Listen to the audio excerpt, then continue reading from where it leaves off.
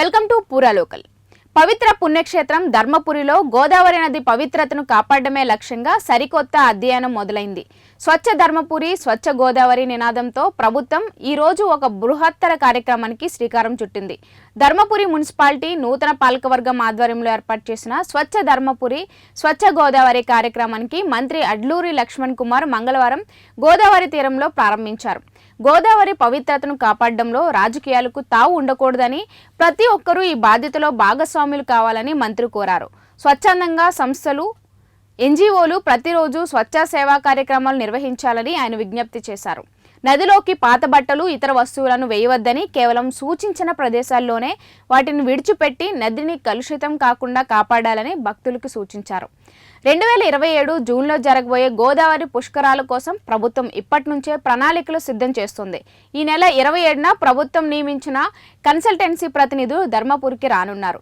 అభివృద్ధి పనులు అంచనాలపై వారు నివేదిక సిద్ధం చేస్తారని మంత్రి తెలిపారు. పట్టణంలో మిగిలి ఉన్న డ్రైనేజీ పనులను త్వరలోనే పూర్తి చేస్తామని, అలాగే డంపింగ్ యార్డ్ సమస్యలకు శాశ్వత పరిష్కారం చూపిస్తామని మంత్రి ఈ సందర్భంగా హామీ ఇచ్చారు. నూతనంగా ఎన్నుకోబడ్డ వెంటనే ఈ కార్యక్రమాన్ని మరి వారు చేపట్టడం, దానికి కమిషనర్గా ప్రభుత్వం తరఫున ఉండడం, ఇంకా రాజకీయ పరంగా ఎవరైతే ఇంకా వేరే పార్టీ వాళ్ళని కూడా మేము స్వాగతిస్తున్నాం, రమ్మని కూడా ఇన్వైట్ చేస్తున్నాం. మంత్రిగా, ఎమ్మెల్యేగా, అన్నగా మేము ఇన్వైట్ చేస్తున్నాం. మనం ప్రాంతం మనం అభివృద్ధి చేసుకున్నాం, శుభ్రతగా చూద్దాం. మన ప్రభుత్వ పరంగా రేపు రాబోయే గోదావరి పుష్కరాల్లో కూడా నిన్న నేను క్యాబినెట్ అయిపోయాక సీఎం గారికి దృష్టికి చెప్పాను.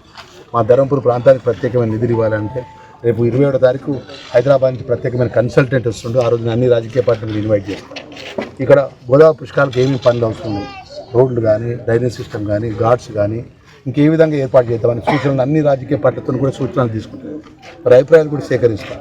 అన్ని వర్గాల ప్రజలు కూడా అభిప్రాయాలు సేకరించి శాశ్వతంగా వేలాది కోట్లాది రూపాయల యొక్క నిధులు తీసుకొచ్చి ఈ ప్రాంతం గోదావరి పుష్కరాలు కని విధంగా అభివృద్ధి చేసే విధంగా ఈ ప్రాంత ప్రజల యొక్క భాగస్వాములు, అదేవిధంగా ఇక్కడ ఉన్నటువంటి వేద పండితులు, బ్రాహ్మణ అగ్రహారంలో ఉన్నటువంటి ఆగమకు సంబంధించిన పెద్దలు కానీ, ఇక్కడ ప్రత్యేకంగా మా టెంపుల్ కమిటీ చైర్మన్ ఉన్నటువంటి మా రవి, వారి యొక్క ఫస్ట్ బోర్డు సభ్యులు, మరి వారు కూడా ఉదయం నుంచి వాళ్ళు కష్టపడుతున్నారు. అంటే మనం ఒకరి పేరు అనగా అందరం కలిసి ఉంటేనే ఇది ఉంటుంది. ఈరోజు ఏదో గొప్పగా చేసినామని కాకుండా రేపు కూడా, ఎల్లుండి కూడా, ఇంకా రాబోయే రోజుల్లో కూడా ఇక్కడ ప్రాంతం అంతా కూడా పార్టీలు ఖచ్చితంగా కూడా ఈ గోదావరి పవిత్రను కాపాడుతున్నారు. ఇక్కడ పార్టీలను ముఖ్యం కాదు, ఇక్కడ ఉన్నటువంటి గోదావరి యొక్క ఏదైతే శుభ్రత ముఖ్యమో, గోదావరిలో స్థానాలకు వచ్చినప్పుడు ప్రజలకు ఇబ్బంది జరగకుండా చూసుకుంటారు. ఇక్కడ ప్రజలందరూ కూడా సహకరిస్తారనే విధంగా మనం గొప్పగా ఉండాలని నేను మనవి చేసుకుంటూ, ఒక్కసారి మా మీడియా మిత్రుల సహకారం కూడా మాకు కావాలి.